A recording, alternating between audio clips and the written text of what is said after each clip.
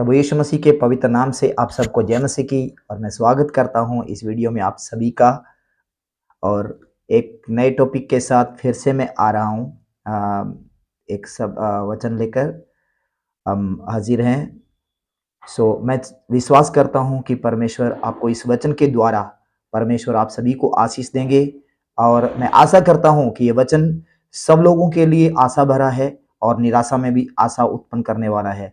तो कृपया अंत तक जरूर बने रहिए और विश्वास के साथ, प्रार्थना के साथ इस वचन को सुनिए।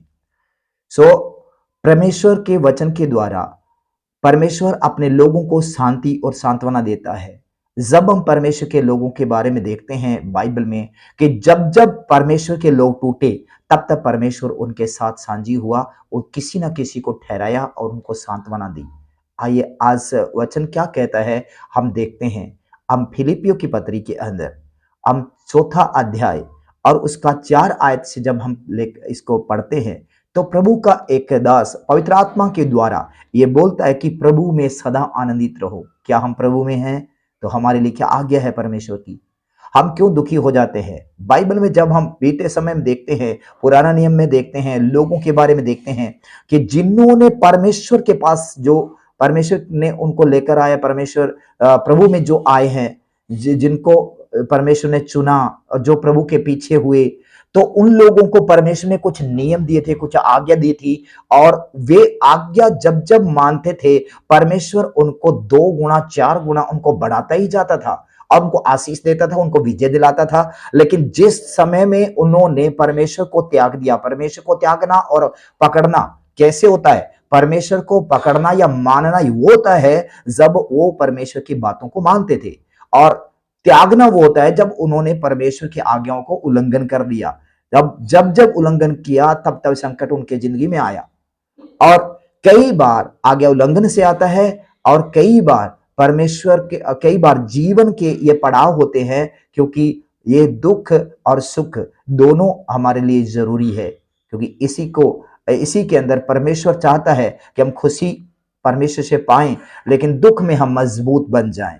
ये परमेश्वर इसलिए आने देता है, लेकिन उसमें भी आनंदित रहने के लिए परमेश्वर ने बोला कि प्रभु में सदा आनंदित रहो। कैसे रह सकते हैं हम सदा आनंदित?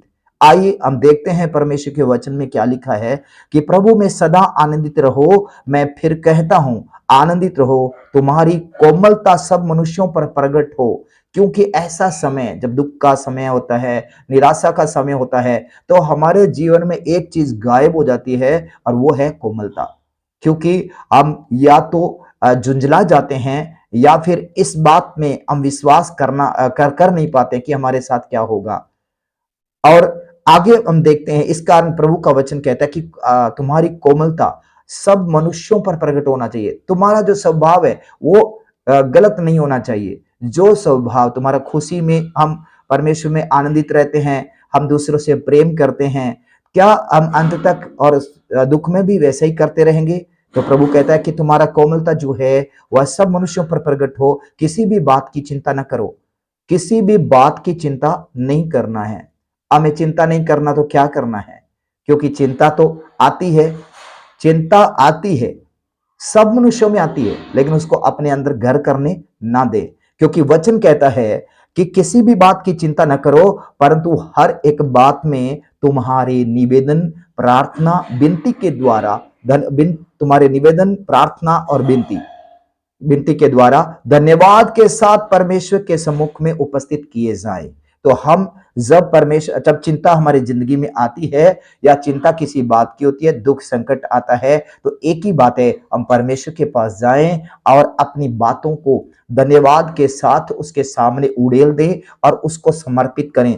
आगे परमेश्वर का वचन कहता है कि ऐसा हम करेंगे तो वो क्या करेगा? कहता है इस कारण क्या करेगा? तब परमेश्वर की शांति जो सारी समझ से परे है, वो परमेश्वर की ऐसी शांति है। खुदा ने, यीशु मसीह ने कहा मैं अपनी शांति तुम्हें दिए जाता हूं। हम वचन में पढ़ते हैं जब आंधी और तूफान आया, नाव पानी में भर रही थी और चेले घबरा गए नाव खेते खेते, क्योंकि तूफान इतना बड़ा था और लहरें उठी और नाव भरने लगी और यीशु मसीह सो रहे हैं वहां पर। ऐसे तूफान में भी